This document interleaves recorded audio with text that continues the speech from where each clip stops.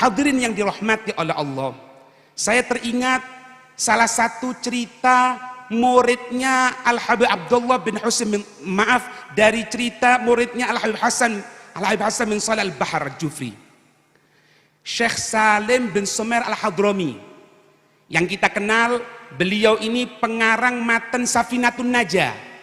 Syekh Salim bin Sumer Al-Hadrami, beliau merupakan muridnya Al-Habib Hasan bin Shalih Al-Bahar Al-Jufri. Beliau tiap waktunya hadir dalam majelisnya Habib Hasan bin Shalih Al-Bahar Al-Jufri. Tapi sampai beberapa waktu ketika itu beliau tidak hadir. Sampai beberapa waktu 3 atau 4 hari tidak hadir. Maka ketika itu sang guru bertanya, kemana gerangan muridku Salim? Kok tidak ada? Ini yang perlu kita cari, hadirin. Kalau kita cinta kepada guru kita itu wajib. Tapi kalau guru kita yang cinta kepada kita, ketahui bahwasannya dalam diri kita ada keutamaan. Kita cinta sama Nabi, kita rindu sama Nabi, hukumnya wajib. Tapi kalau Nabi yang cinta kepada kita, Nabi yang rindu kepada kita, ini yang kita harapkan, karena di situ menandakan ada kelebihan dalam diri kita yang dipandang oleh Nabi SAW. Habib Hasan bin Shalih Al-Bahar nyari di mana beliau. Sampai 4 hari beliau datang. Maka beliau selesai menyampaikan darisnya, pelajarannya, beliau bertanya kepada muridnya Syekh Salim, wahai Salim, kemana engkau beberapa waktu ini tidak hadir? Kemana gerangan engkau tidak berangkat? Katanya. Ditanya, Habib, ada sesuatu yang aneh yang terjadi di daerahku. Ada sesuatu yang aneh yang terjadi di daerahku. Di situ ada seseorang pemakan riba. Perlu antum ketahui bahwasannya ada 2 dosa yang dianggap berperang dengan Allah Subhanahu wa taala. 2 dosa yang dianggap berperang dengan Allah Subhanahu wa taala. Yang artinya kalau ada seseorang menyatakan perang dengan Allah, maka bisa dipastikan dia akan mati dalam keadaan su'ul khatimah. Apa 2 dosa itu? Dosa yang pertama, memusuhi para wali-walinya Allah. Memusuhi orang-orang yang dekat kepada Allah Subhanahu wa taala.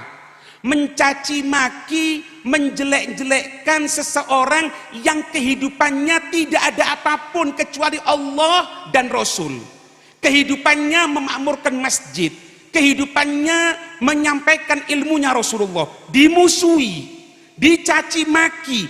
Ini kalau tidak tobat, dia kebanyakan akan mati, naudzubillah, dalam keadaan su'ul khatimah. Dan yang kedua, yang dianggap berperang dengan Allah Subhanahu wa taala, yaitu pemakan riba. Orang yang makan riba, kullu gordin jarra naf'an fahuwa riba.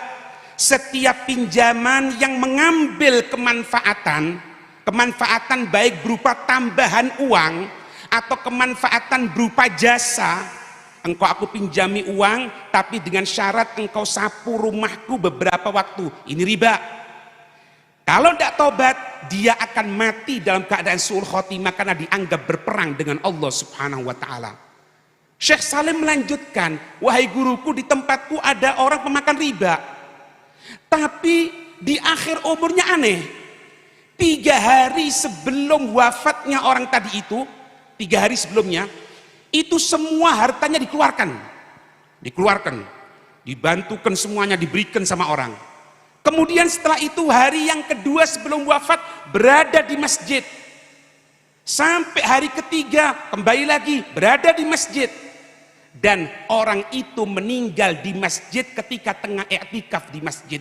Aneh ya Habib. Orang yang dia tadi itu pemakan riba, tapi kok bisa mati dalam masjid. Mati dalam keadaan husnul khatimah.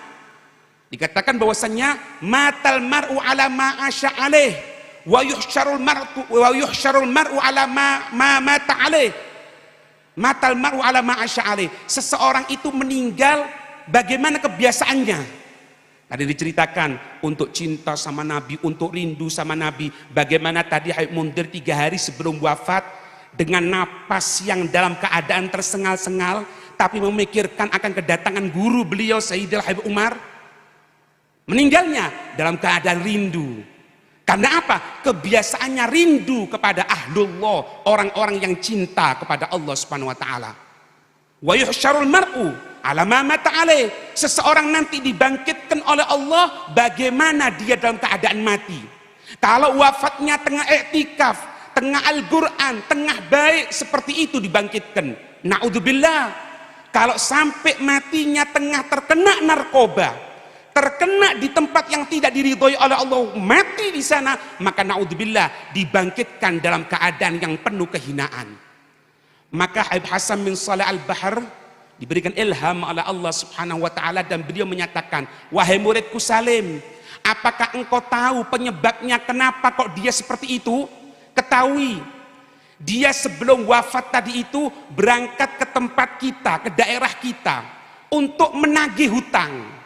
Ada di tempat kita ini yang berhutang kepada dia, hutang riba. Maka dia datang ke rumahnya, diketuk pintunya, keluar keluarganya sambil mengatakan, aku akan menagih hutang bapakmu. Dikatakan, bapakku tidak ada, bapakku hadir di majelis. Majelis mana? Majelisnya Habib Hasan bin Shalih Al-Bahr Al-Jufri. Maka orang tadi itu mencari majelisnya Habib Hasan bin Shalih Al-Bahr, datang ke sana bukan aslinya untuk hadir pengajian, enggak, tapi untuk menunggu orang yang berhutang karena hadir di majelis, kemudian selesai dari majelis diambil uangnya. Tapi hadirin, sebagaimana naudzubillah al-bala ya warahmatu ya. Sebagaimana bala itu merata kepada semuanya, begitupun rahmat kalau turun merata semuanya. Di majelis diturunkan rahmatnya Allah, diberikan oleh Allah beberapa pemberian yang hadir di majelis.